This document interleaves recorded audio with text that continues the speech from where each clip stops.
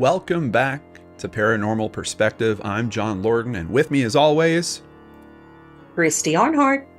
All right, Christy. So before we dive into today's topic, we need to figure out what is the question that we're going to put to the live audience here. Okay. Today we're talking about the green children of Woolpit.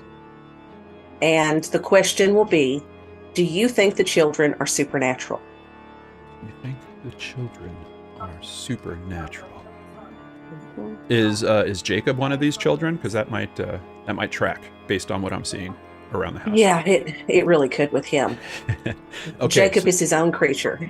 I'm going to let the question simmer. I'm not going to put it to the audience until somewhere in the middle of your presentation, but let's get it started. Tell us about the children of Woolpit. Is that right? Yes. And this one was actually suggested to me by Chris Donovan, so I appreciate that. All right. Now, this legend starts in about 1150. They think during the reign of King Stephen, which this was a really bad time in England's history anyway. It was the anarchy, is what they called it. It was the civil war between England and Normandy between about 1138 and 1153. The conflict was a war of succession, precipitated by the death of William Adeline, which was the only legitimate son of King Henry I. He drowned in the sinking of the White Ship in 1120. So now that he doesn't have a successor, King Henry decides that he wants to put his daughter, Empress Matilda, forward. And, nobody's going to support a woman back then. So turned into a big civil war, and he wasn't ever able to convince everyone. But just to give you an idea of what was going on over there then.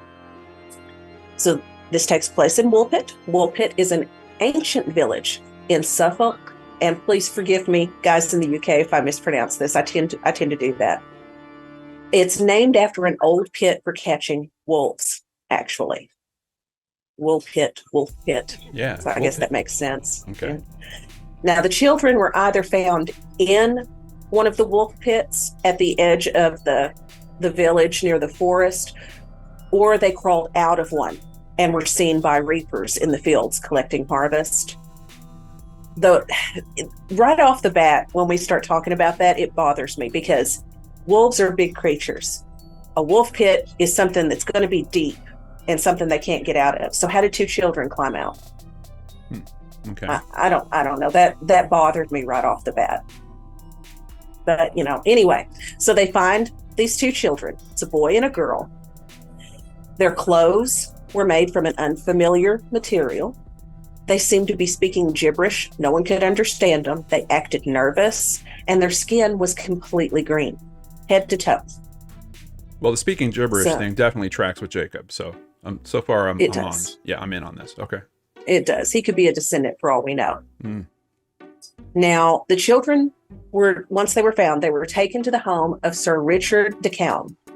He offered them food, and they absolutely refused to eat anything, even though it was clear that they were starving. They were very hungry. It went on like that for days until they found some green beans in his garden, and they just took them raw and started eating them. Well, pretty soon people from the village started bringing in part of their harvest of green beans and sharing it with them as well, so they'd have something to eat. Now, they eventually started working the children into normal food. I don't remember what it was at first that they started eating, but eventually they relented and started trying other things. And when they did, the green pigmentation that was in their skin started to disappear. So, yeah. Now, the girl lived, but the boy died soon after that. He didn't live nearly as long. She flourished. She learned how to speak English. And once she had, the villagers asked her, "Where is it that you and your brother came from?" And now Ancient Origins has broke this down in an easier to understand paragraph here, because I read what she originally said. It's Old English and some of it gets, I'm like, So she said that she and her brother had come from a strange underground land, which she called the land of St. Martin. In it, there was no sun, but a perpetual twilight. Now, like them, all of the inhabitants of St. Martin's land lived underground and were green, just like they were. She said that the only other place she knew of down there was a luminous land that could be seen across a river underground. Now, the girl explained that she and her brother were looking after their father's flock when they came upon a cave, I guess a cave in a cave. On entering the cave, they wandered through the darkness for a long time until, following the sounds of bells, they came out the other side, entering into bright sunlight, which startled them because they'd lived in twilight their whole life. She said that the walk they took through the cave was almost trance-like, but they come out in this wolf pit and they're found by the reapers, and it went from there. Do we have any photographic evidence? Well, it was 1150, so we don't have any. The only thing that we have is a painting that was done. Okay. And that's it. There's no evidence to present with this one other than let's take a look at this. The story. Is this painting tied into a particular part of the story, or like a particular time frame in the story that you told us? Is this them coming out of the pit to start with? I believe so. Okay. So this painting is supposedly of the Green Children. Yes. There's a bit of a green tint to them for sure that you can see here, especially because they've got blonde hair that's pretty clearly defined, and kind of a good match, and the foliage is appropriately green and all that. So yeah, it does seem like this has been made to reflect that story. And this isn't one of those that's passed down. There were two ancient sources that recorded this story, and they're both reliable. Okay. Reliable in what way? Like, well, they were the histories that they recorded are considered to be accurate. Okay. Did you happen to look into the possibility that their skin was being tinted by what they had eaten? Is that a real thing? Yes. It's not possible with green beans. Okay. Now, green beans, Reddit was nice enough to tell me that in the green pigmentation in green beans is from the chlorophyll, and that's caused by magnesium, which breaks down and gets assimilated into your body. So it doesn't matter how many green beans you're going to eat, it's not going to turn you green like carrots will turn you orange. Okay. So I did look at that. Now, Agnes lived out a full life. She continued to work for Richard until she ended up marrying Archdeacon of Ely, Richard Barr, and she became Agnes Barr. And they had at least one child. Now, from everything that I've read, I found nowhere that this child was different in any way. Didn't come out green. Nothing like that. It's interesting that there's enough history around her to track her like that. So this isn't like an urban tale where these kids are completely fictionalized. This maybe parts of the story have been fictionalized or kind of ramped up for prosperity. But this is a real person that has been tracked historically. Oh, yes. Yes, that's why I said Jacob could possibly be a descendant, I guess. Maybe. Quit moving my stuffed gingers. Now, I broke this down in who do we think the children are, and then what do we think caused their skin to turn green. The likeliest explanation that I found, and the one that I believe, is that the Woolpit kids were descendants of Flemish immigrants who'd been persecuted and possibly killed by King Stephen during, the Civil War. Yeah.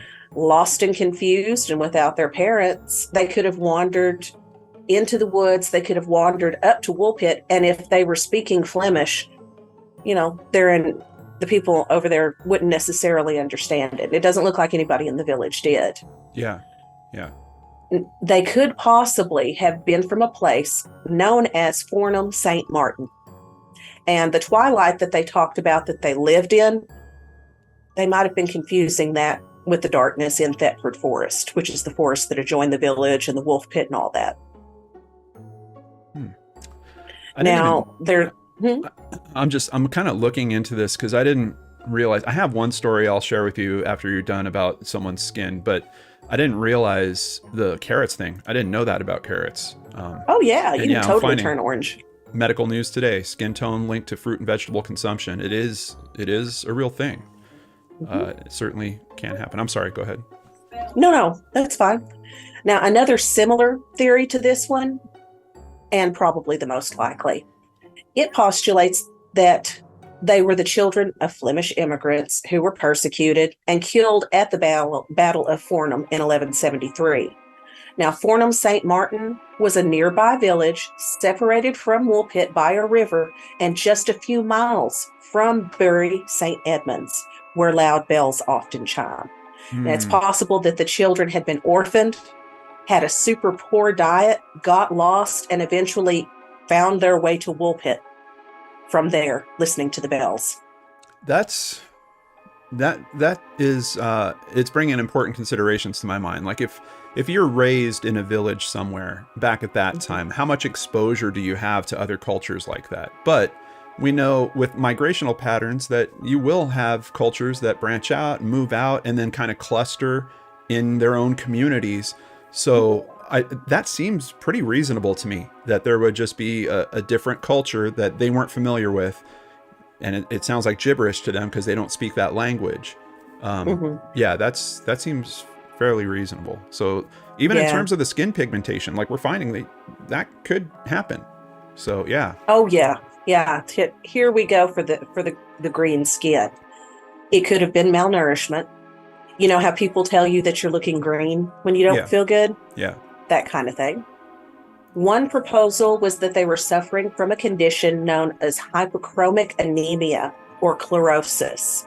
Now, chlorosis is caused by a very poor diet that affects the color of the red blood cells and results in a noticeably green shade of the skin. Now, to support this theory, just think about it. Once they got her on regular food and got her diet working the way it should have, the color went away. Yeah. So that could be one. Another theory and a rumor at the time was that they were poisoned by arsenic. The story goes that their caretaker, who was an earl from Norfolk, left them to die in the forest near the border, and that they survived and came out and were found. I don't know about that one, though. Then you start to hit more fringe theories. Some people say that it's aliens, that the kids were aliens, and they were describing another planet. And actually, Little Green Men that we talk about nowadays, it was inspired by this, by the Green Children. So, and this isn't a modern theory. This was put forward in 1621. So, they were thinking about it. And then, you have another group of people who think that the kids are from Agartha, which is supposed to be the huge continent at the center of the earth. So you've got that one too. But yeah, those are the only other interesting thing that I found was that Mental Floss says that Agnes lived a normal life.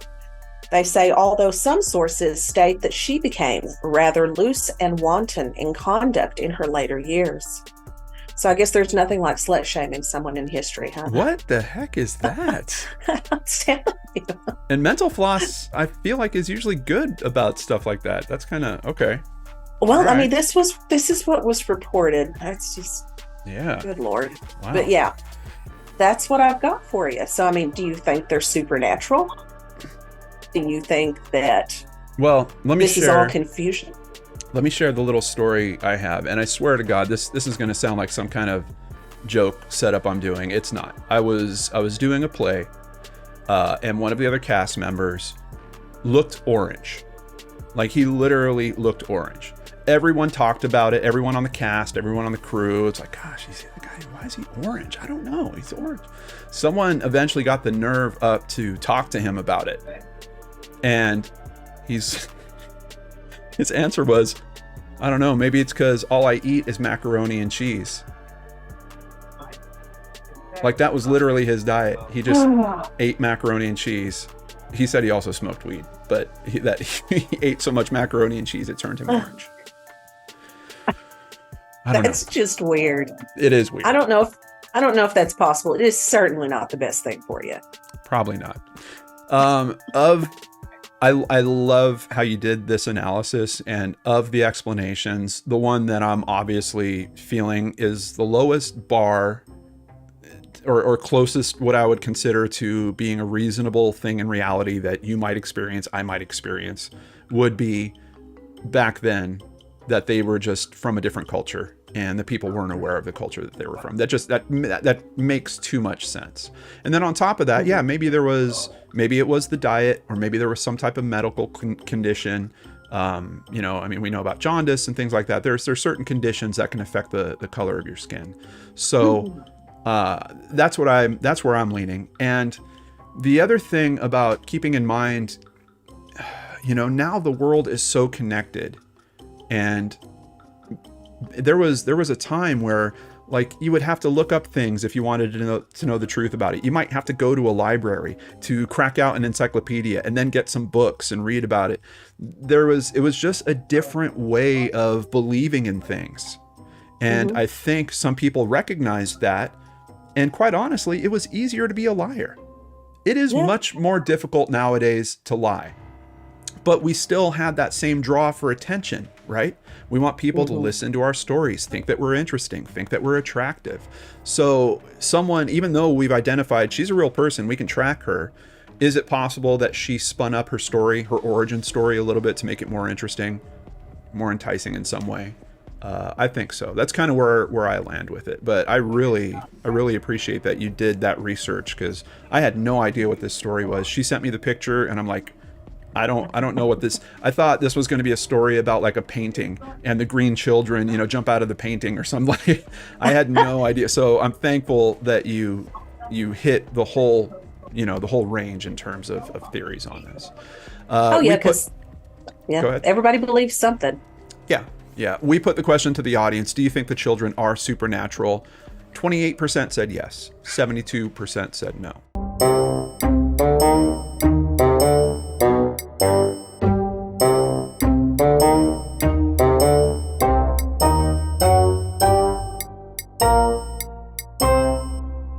So I think most people are probably feeling similar to me, that it's closer to some type of misunderstanding in culture combined with diet, or, you know, some type of skin disorder of some kind. I don't know. Wow. Well, good one, Christy. Super interesting topic. And that was a good suggestion. Yeah. Big thank you to Chris for sending that in. You've got me thinking about green children now. Thank you guys so much for hanging out with us. Please join us again on Paranormal Perspective. We'll see you on the other side.